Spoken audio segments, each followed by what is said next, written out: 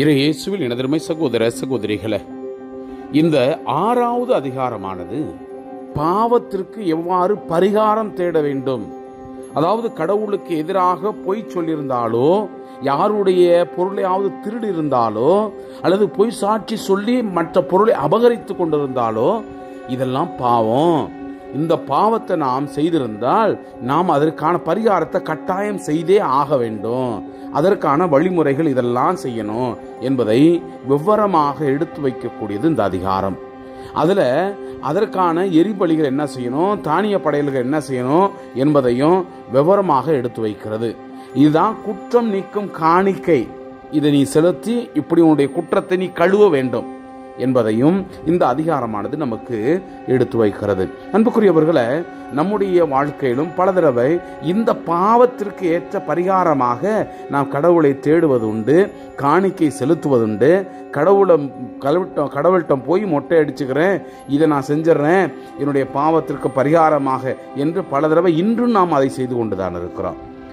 நம்முடைய பாவத்திற்கு கழுவாயாக ஆண்டவர் இயேசு ஒரே ஒரு தடவை பலியாயிருக்கிறார். ஆனால் அவருடைய இரத்தம் தான் நம்மை கழுவக்கூடிய பாத்திரமாக இருக்கிறது. இரத்தத்தில் நாம் நம்மை தோய்த்தவர்களாக நாம் இந்த அதிகாரத்திற்கு நாம் செவிமடுப்போம். ஆண்டவர் மோசேயிடம் உரைத்தது, தம்மிடம் கொடுக்கப்பட்டிருந்த அல்லது பணயமாய் வைக்கப்பட்டிருந்த பொருளை ஒருவர் தம் இனத்தாரிடமிருந்து ஏமாற்றி எடுத்துக்கொண்டோ, அவரிடமிருந்து ஒரு பொருளை திருடி கொண்டோ, தம் இனத்தாரை ஒடுக்கி பறித்து கொண்டோ, காணாமற் போனதை கண்டெடுத்தும் அதை மறுத்து பொய்யானையிட்டோ, இவற்றை போன்ற பாவத்திற்கு உட்பட்டு ஆண்டவருக்கு துரோகம் செய்தால் அவர் பாவத்திற்கு உட்பட்டு குற்றப்பழி உடையவராயிருப்பார். அவர் தாம் திருடி கொண்டதையோ, ஒடுக்கி பறித்து கொண்டதையோ, தம்மிடம் கொடுக்கப்பட்டிருந்த பொருளையோ, காணாமல் போய் தாம் கண்டெடுத்ததையோ, பொய் ஆணையிட்டு பெற்றுக்கொண்டதையோ, இவை அனைத்தையும் திருப்பி கொடுக்க வேண்டும். அந்த முதலை முழுமையாக கொடுப்பதோடு அதன் 1/5 பங்கை சேர்த்து குற்றப்பழி நீக்கும் பழி நாளில் உரியவருக்கு கொடுக்க வேண்டும்.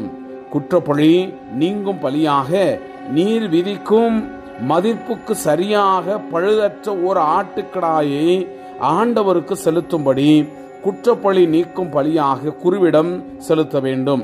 அப்பொழுது குரு ஆண்டவருக்கு முன்பாக கரை நீக்கம் செய்வார். இவற்றுள் எவையேனும் செய்து குற்றத்திற்கு உள்ளானால் அது மன்னிக்க பெறும். ஆண்டவர் மோசேயிடம் உரைத்தது, ஆரோனுக்கும் அவன் புதல்வருக்கும் நீ கட்டளையிட்டு சொல்ல வேண்டியது எரிபலி பற்றிய சட்டம் இதுவே. இரவு முழுவதும் காலை வரை பலிபீடத்தினுடைய நெருப்பு மேல் எரிபலி இருக்க வேண்டும். பலிபீடத்தின் மேல் நெருப்பு எரிந்து கொண்டே இருக்க வேண்டும். குரு தன் நாற்பட்டு அங்கியை அணிந்து தன் நாற்பட்டு உள்ள ஆடையை இடுப்பில் கட்டிக்கொள்ள வேண்டும். பலிபீடத்தின் மேல் நெருப்பில் எரிந்து எரிபலியினுடைய சாம்பலை எடுத்து பலிபீடத்திற்கு அருகே கொட்ட வேண்டும். பின்னர் தன் உடைகளை மாற்றி வேறு ஆடைகள் அணிந்து கொண்டு அந்த சாம்பலை பாளையத்திற்கு வெளியே தூய்மையான இடத்தில் கொண்டு போய் கொட்ட வேண்டும். பலிபீடத்தின் மேல் இருக்கிற நெருப்போ அணையாமல் எரிந்து கொண்டே இருக்க வேண்டும். காலைதோறும் குரு அதன் மேல் எரியும்படி கட்டைகளை வைத்து அதன் மேல் எரிபலியை அடுக்கி அவற்றின் மீது நல்லுறவு பலிகள் கொழுப்பை இட்டு எரிக்க வேண்டும். பலிபீடத்தின் மேல் நெருப்பு எப்போதும் எரிந்து கொண்டே இருக்க வேண்டும். அது ஒருபோதும் அணைத்து விடலாகாது. உணவு படையல் பற்றிய சட்டம் இதுவே. ஆண்டவரின் திருமுன் அதை பலிபீடத்திற்கு எதிரே ஆரோனுடைய புதல்வர் படைக்க வேண்டும்.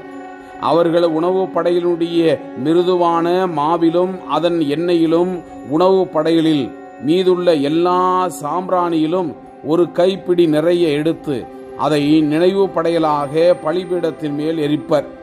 அது ஆண்டவருக்கு உகந்த நறுமணமிக்க நினைவு பலியாகும். எஞ்சியதை ஆரோனும் அவன் புதல்வரும் உண்பர். அதை புளிப்பற்றதாக புனித தலத்தில் உண்பர். சந்திப்பு கூடாரத்தினுடைய முற்றத்தில் அதை உண்பர். அதை புளிப்பேற்றி சுட வேண்டும். எனக்கு செலுத்தும் நெருப்பு பலிகளின் அதை நான் அவர்கள் பங்காக கொடுத்துள்ளேன். அது பாவம் போக்கும் பலி போலவும் குற்றப்பழி நீக்கும் பலி போலவும் மிக தூயது. ஆரோனுடைய பிள்ளைகளின் ஆண்கள் மட்டுமே அதை உண்ண வேண்டும்.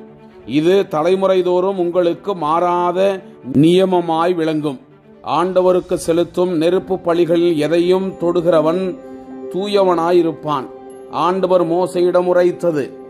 ஆரோனும் அவன் புதல்வரும் அருள் பொழிவு பெறுகின்ற நாளில் அவனும் அவன் புதல்வரும் ஆண்டவருக்கு கொண்டு வர வேண்டிய படையில் இதுவே: 20 படி அளவான மிருதுவான மாவில் 10 பங்கை எடுத்து காலையில் பாதியும் மாலையில் பாதியுமாக எந்நாளும் உணவு படையலாக அளிக்க வேண்டும். தட்டையான சட்டியில் எண்ணெய் விட்டு அதை சுட வேண்டும். சுட்ட பின்னர் அதை எடுத்து 10 துண்டுகளாக்கி ஆண்டவருக்கே உகந்த நறுமணமிக்க உணவு படையலாக அளிக்க வேண்டும். அவன் புதல்வனுடைய அவனுக்கு பின் அருள் பொழிவு பெறும் குரு என்றென்றும் மாறாத நியமமாக இதை படைக்க வேண்டும்.